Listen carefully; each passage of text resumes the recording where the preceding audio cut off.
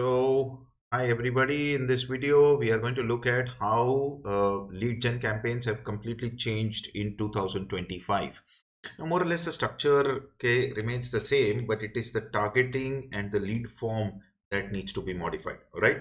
The algorithm keeps changing. The user interface keeps changing. So some of the videos that you might have seen earlier may not match with the user interface that you are seeing over here, but so long as you understand the broad concepts, it's good enough, and we will keep updating this course as and when we go along, and as the changes become significant, right?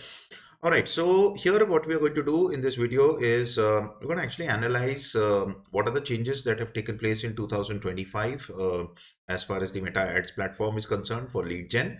And then we're going to look at how is it that we adapt and how all of these companies are doing it. So we're going to look at Audi, Mercedes, Mahindra, Hyundai, Tata Motors, Nexa, eh, and draw out some best practices on how you can run lead gen campaigns, right? We are doing all of this in our regular campaigns, and you would have already seen some videos on this point earlier. Fine, so let's start.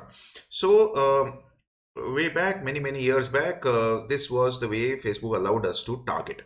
You would have seen four options in the targeting option. This is in ad set. As you have seen, people living in the location, people recently in the location, people traveling to the location. So a guy coming from Navi Mumbai to Mumbai is recently in this location. This is the parameter. A guy traveling from Delhi to Mumbai, Pune to Mumbai is people traveling to this location, which is more than 200 kilometers away. All right. Living in this location are the residents. Now, this made it very easy for, let's say, a Zomato or a Taj to run a campaign. If I have a Taj, I would use option number 4, which is people traveling to Mumbai. If I am Zomato, I would probably use people living in this location because I would want to target the residents. I don't want to target the visitors. Where will I deliver? Okay. So now what has happened? Now what happened was that Facebook got under a lot of pressure from the European Union, okay, for privacy. When people came to know that, oh, you are physically tracking people where they move every day, that's not good. So it's not as if Facebook has stopped tracking us. It's just that Facebook has removed this option in the ad. Now, what you have is this very global option, which is people living in or recently in this location. Now, which has made geo-targeting a little challenging. It's not eliminated, but it is a little challenging. And we'll talk about how we take care of all of those things. So now what happens is, for example, if I run an ad in Kolhapur, it targets not only residents of Kolhapur, it also targets visitors to Kolhapur. And since Kolhapur is on the national highway between Mumbai, Pune, and Goa, then it is quite likely that your ad that you are running in Kolhapur is actually being seen by people in Pune as well as people in Goa or Mumbai. Now that's not good, okay? And therefore, since these are CPM campaigns that we are talking about, where you are getting charged per impression, you don't really want your impressions to be shown to people who are not even in your area. So if you're a car dealership in selling to a particular geographical location, okay, you're supposed to sell in a particular geographical location, then this is not a very option. So we got to take care of this, right? So this is how we take care of it. Okay, so there are two ways in which we take care of it. One is in the lead form, which I'm going to show you in this video. Second is simply geofencing, which means that you exclude the surrounding areas. All right, very simple.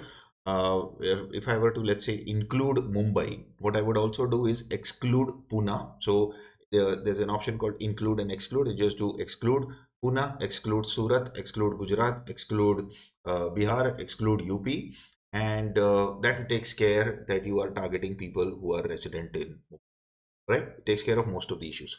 The second issue that how we address it is in the way you qualify the prospect on the lead form.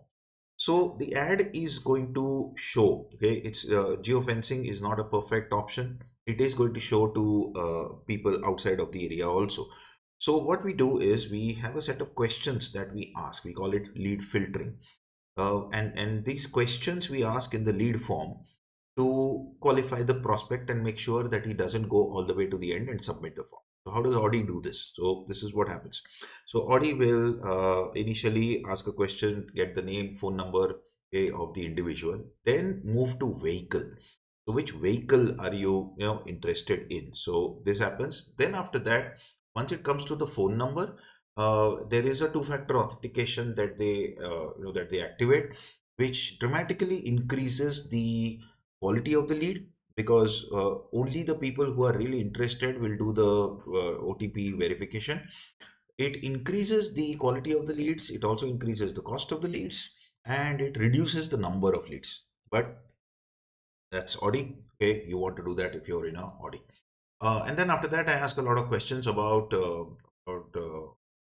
where in which city, and within a city, if I have multiple dealers, then it asks me that question also. Same thing Mercedes does. So landmark cars is test drive, price, specs. What are you doing? What is the purpose of your visit?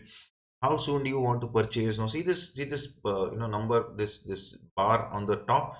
It means is actually gives an indicator that there are 5 questions that are coming. When are you planning to purchase? What would be a suitable time to talk to you? Now, see this point here. You've got a telecalling team that actually tracks this and calls at the right time, because this is a Mercedes customer.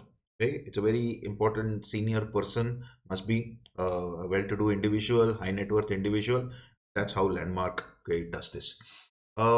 Then after that, if there is an exchange offer that is going on, or usually people want to exchange their cars. What is your current car? You enter the car, and then after that the number is submitted, right? Okay. How does Nexa do this? So Nexa, first question, again they say use the same 5 levels of lead filtering logic. uh, Within a month, 1 to 3 months, 1 to 3 months. Then after that you ask a question on the state. Once I click on Karnataka, it asks me a question on which is the city. Once I click on Bangalore, it now tells me which are the dealers, in which is the closest dealer to you. Then after that, my phone number is auto-populated and captured. All right. How does Mahindra do this? Okay, very interesting. So first of all, see this, they're using rich text creative, okay, 9 by 16. Since a lot of the leads are from Instagram, this makes sense. Okay, so visually a much more appealing ad than what we've seen so far. Um, and then after that, I asked this question. So when do you want to, when do you intend to buy the car? And here the answer that I'm giving is immediately or after 45 days. Now, to just test out this form, I clicked on after 45 days, and this is what it said. What it said is, sir, thank you very much. We don't even want your number. Thank you very much. Please, okay, go back to your scrolling. I go back and click on immediately, and now it asks me what is the timeline, and then after that the number gets captured. You see what is happening here. What is every company doing?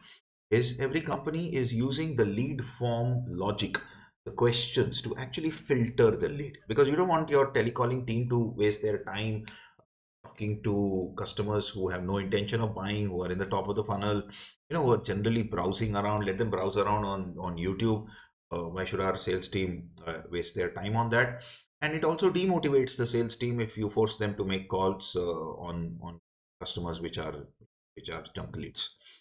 All right, let's see how Hyundai does this now. Very interesting. When we are advertising one vehicle in detail now, sometimes you advertise multiple vehicles. You advertise a full range. Or let's say if I'm advertising the Nexon, I will advertise a Nexon petrol. I want to have a Nexon CNG. I have a Nexon electric. So I have a range of vehicles. So Hyundai, when you're running one vehicle, okay, what you can do is we can go into details of that particular vehicle. Okay, and this is how you do it. You use a carousel post, and the first post is about the exterior of the car, the seating length, the space between the front seat, the first seat, and the second seat, the infotainment system, the technology in the car. uh, the model is a woman and a male, and somebody who is an office goer who spends a lot of time in traffic. This is how you can run your top, and somebody who's interested in safety. Then after that, okay, another example. This is how they do it with the Sonnet. I'm advertising the sunroof in the first. In the second one, I'm using halogen headlamps. Now I'm focused on the ABS with electronic brake force distribution. And then I'm also talking about the safety. Some of the safety points seem to be coming up, in a sequence in the last point. And now when I click on the lead form, again, there is a logic that is being used. The same logic that we saw in Mahindra. Are you interested? Do you want the dealer to talk to you? No, thank you very much. Okay, we are also not interested. And now you got Kia, select the model. contact information. All right, some more recommendations, some more examples. So 75K is the offer on Kia Seltos. When do you want to test drive? Are you planning to exchange your car? What is your number? Two-factor authentication, right? This increases the quality of the leads dramatically. Another example, here multiple vehicles, different deals, and wherever there is a celebrity being used, the celebrity's photograph will improve the visibility of the campaign.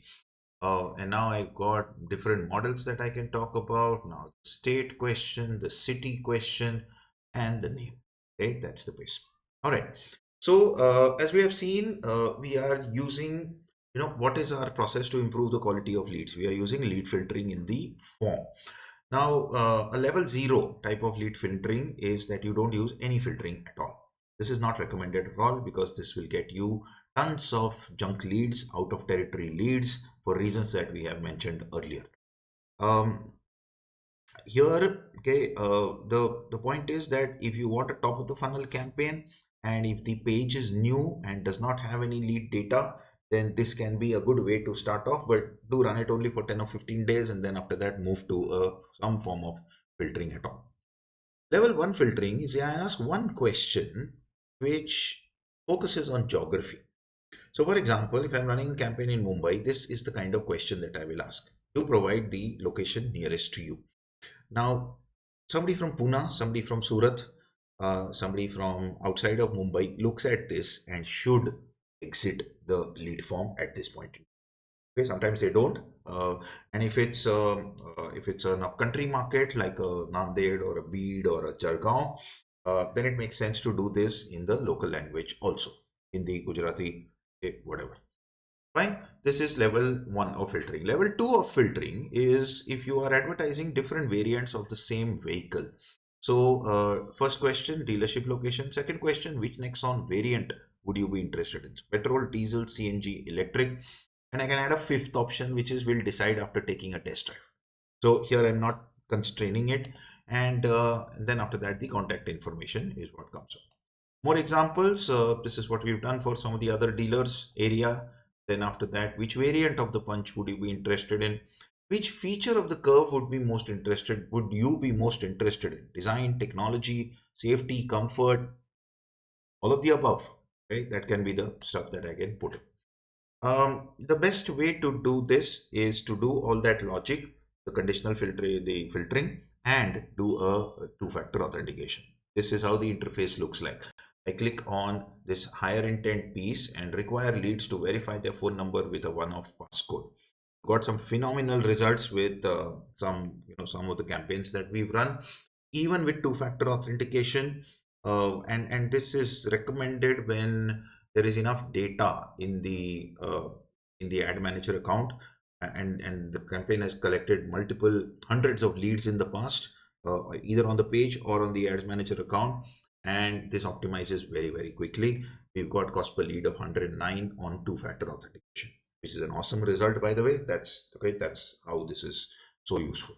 All right. So this is how you go about improving lead quality in today's times. Right. As the interface changes, we will keep uploading updated videos of this. Thanks.